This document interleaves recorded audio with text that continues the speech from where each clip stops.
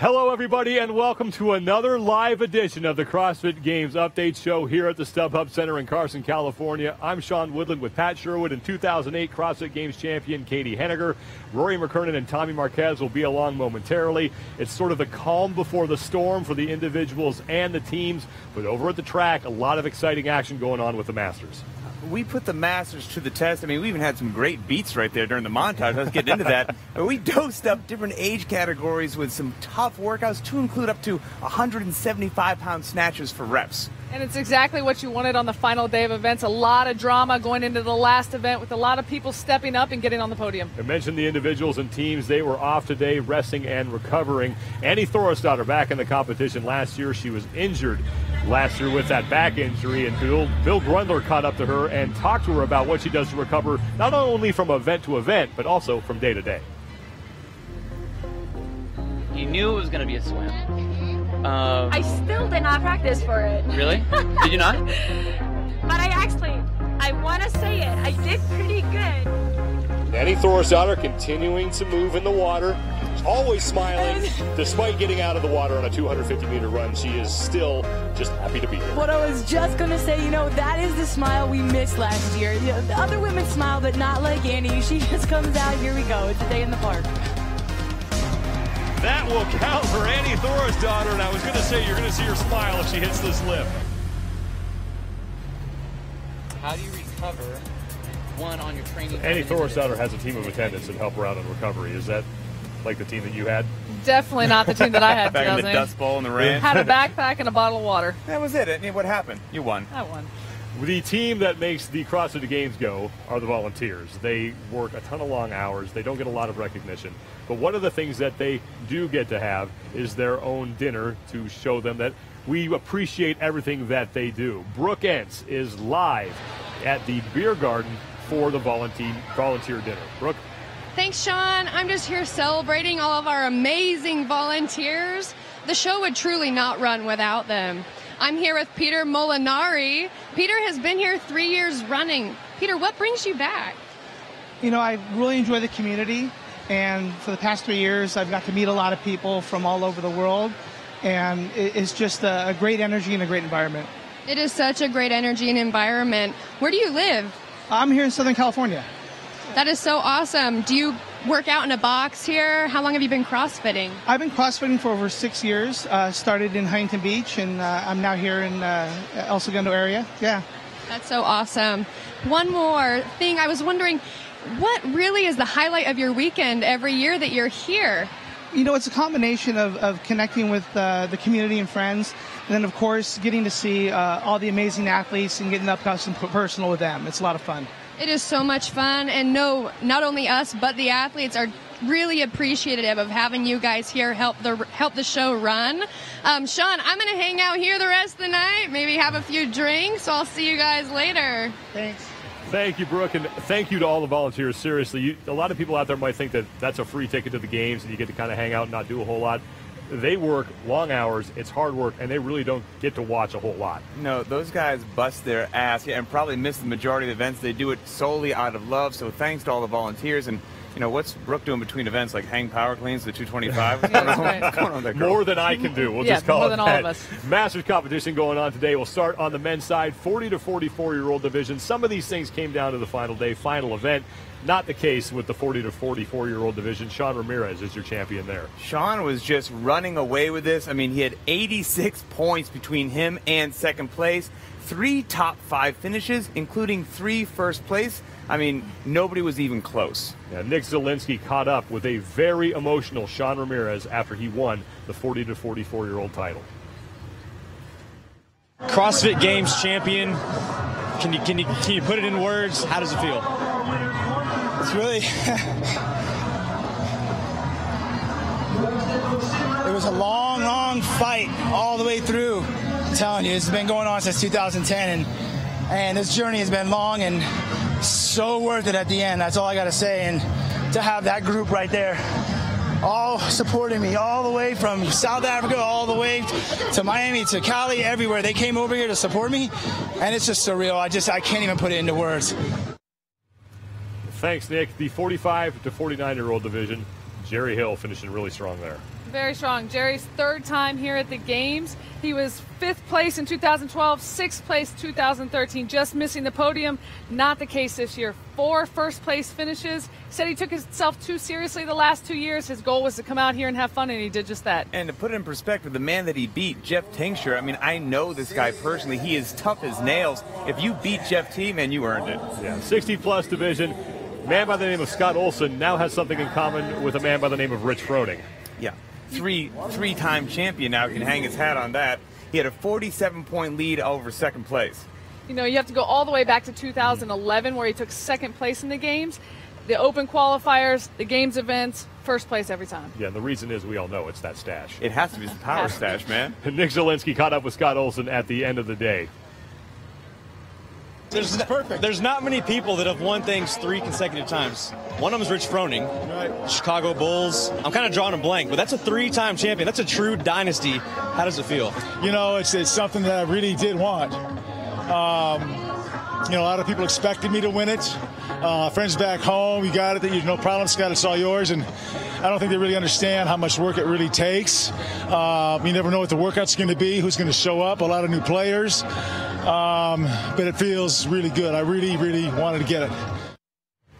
Congratulations to Scott Olson. Here's a look at all the champions and all the top 3 from the various Masters division. On the men's side, Sean Ramirez, 40-44. It's Jerry Hill in the 45-49. Will Powell takes the 50 to 54-year-old division.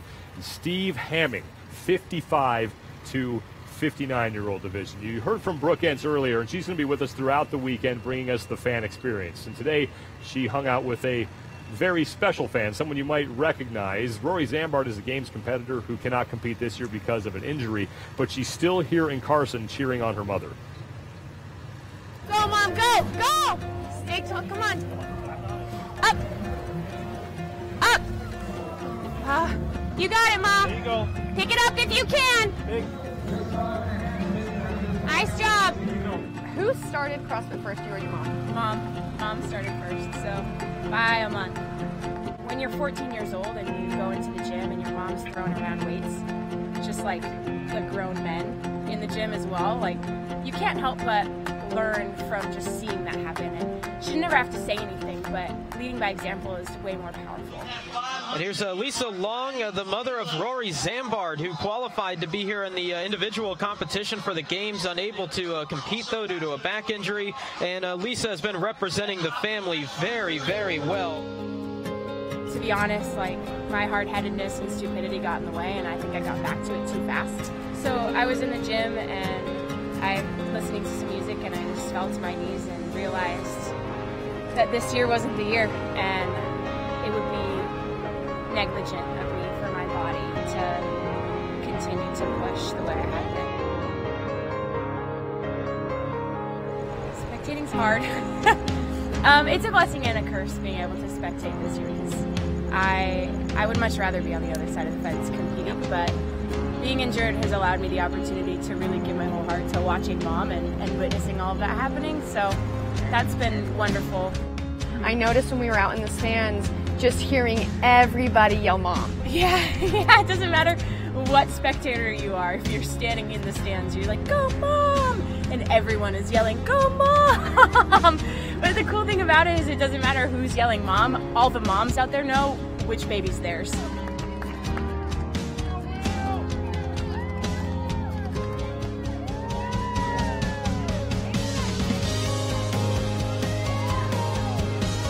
It's definitely a point of pride for me that my mom excels so much at what she does, and that's not just in CrossFit. I think that's in all areas of her life, that she's always seeking to be the best in the world at what she's doing.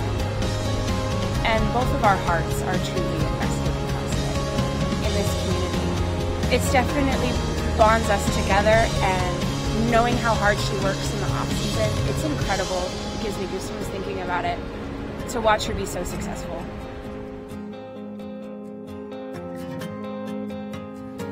And it was Lisa Long, not Rory Zambard, who introduced Rory to CrossFit, so it wasn't the vice versa. And Lisa Long is in that 55 to 59-year-old division. She started off extremely well.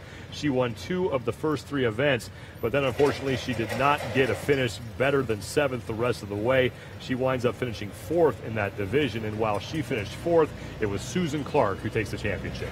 Susan Clark had a great victory. There was a tight race between her and second place, just 15 points separated, but Susan came out on top. Impressive battle. She had 5 top 5 finishes. And her worst event was the deadlift, which was 245 pounds. I'm thinking, if that's the worst thing you have going on, you're doing all right. Yeah, and being a Games rookie, you'd think she have a little bit of nerves, but she trains with Gord McKinnon, who's a badass athlete in his own right.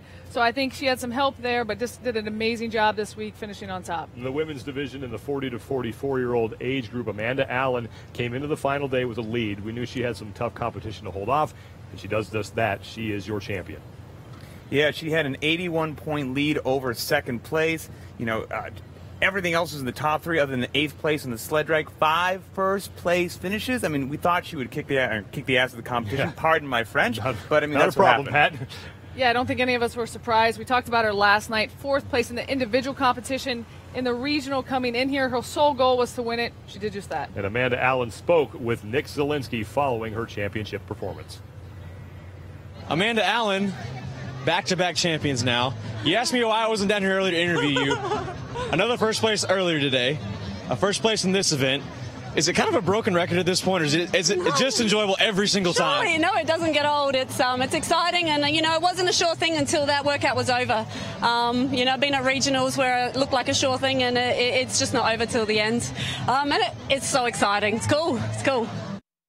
A couple of the women's divisions featured some drama in the final event. We start with the 60-plus division, where Sharon Lapkoff came into the final event with a lead, but then suffered an injury. She winds up finishing 3rd. Yeah, she looked like she had it. She had 579 points going into that last event, but tweaked her arm. The last event involved 7 chest-to-bar pull-ups and 5 snatches at 65 pounds, forcing her to bump into the time cap and take 17th place. Yeah, that injury opened the door for Karen Wadier, and she's your champion in that division. Yeah, Karen Wadier going into the final event. She comes out on top, just beating Mary Schwing, ends up winning by 7 points. In the 50 to 54-year-old division, this one comes down to the final event, and it's Mary Beth Litzheim getting the victory and getting the championship. Well, going into the final event, Kelly Dean had a 38-point lead, but took 16th. That last event for the 50 to 54-year-old division was no joke. Run 100 meters, then 4 legit burpee muscle-ups, and 5 snatches at 85 pounds. So that was really what, let Litzheim break away.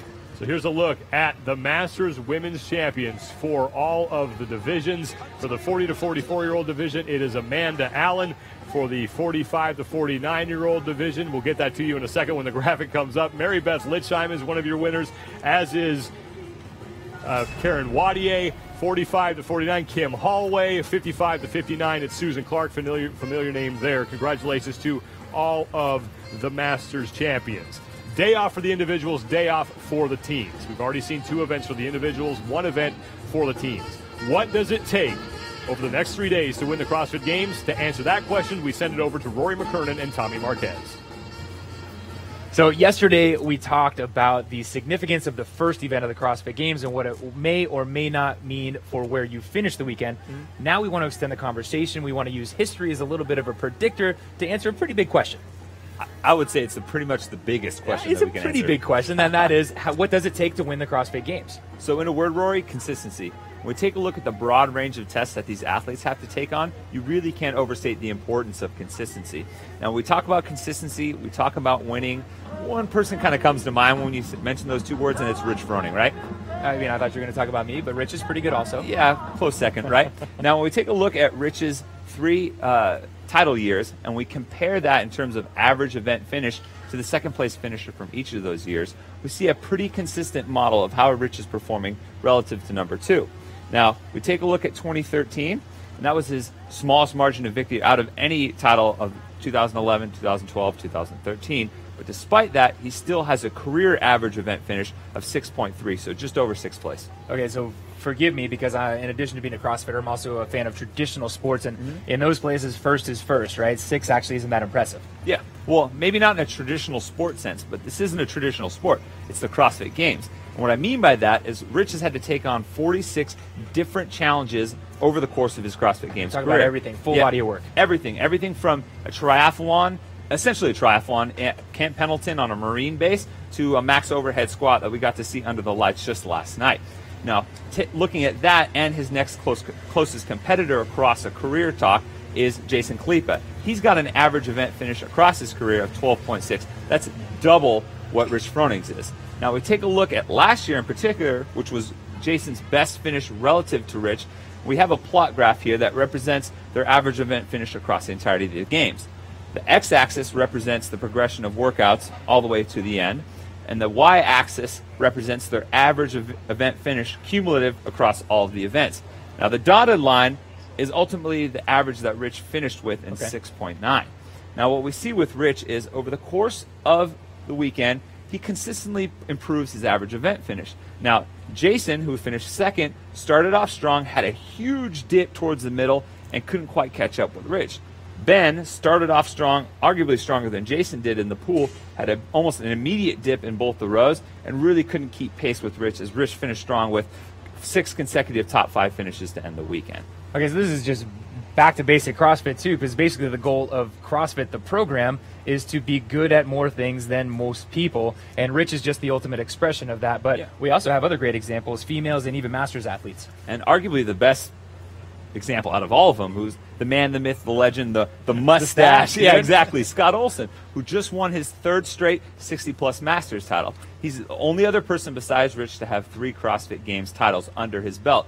We take a look at Scott's numbers as it compares to 2nd place using that same metric in average event finish, and you kind of can't argue against it because his numbers are almost more impressive than Rich. We take a look at 2013 in particular. He's got an average event finish of 1.5.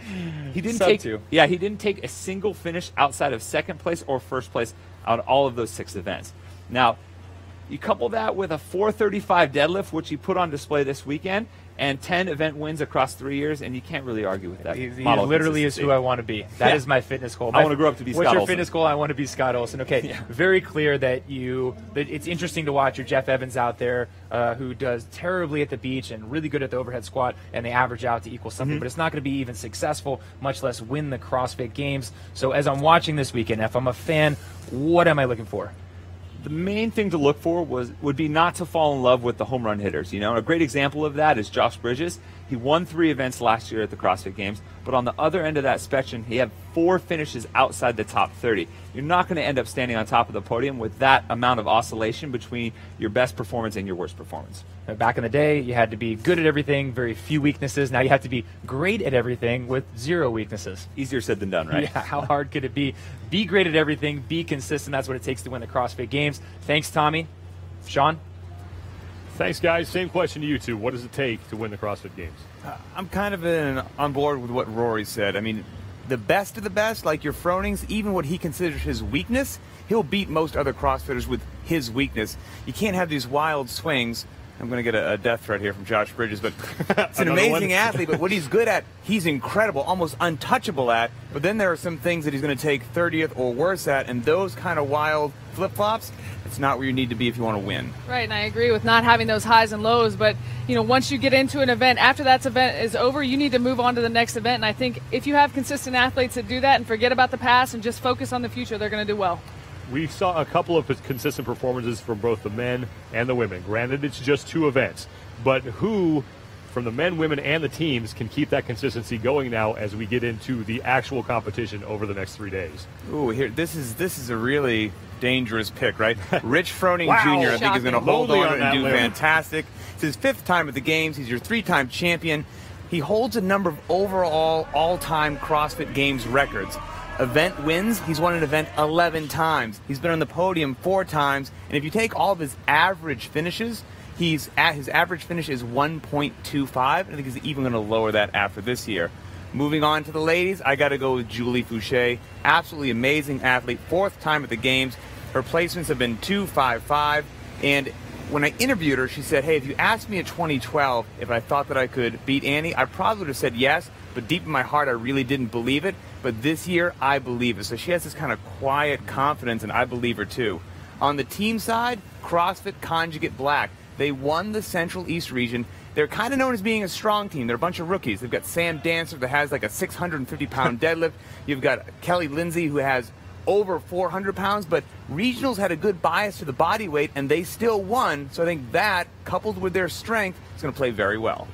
Yeah, and I'm going to agree with you on the men's finisher, call, Mr. always. Froning. You know, we talked about it yesterday, his 8th place finish coming out of the beach, his best offsite event yet. But, you know, you look at his games career, 29 top 5 finishes, 37 top 10. You don't get much more consistent than that. I don't see that changing the rest of the weekend. I believe he's going to be on top. I agree with you. We moved to the women. I talked about Camille LeBlanc-Bazinet last night. Yeah. She's my pick to be on top.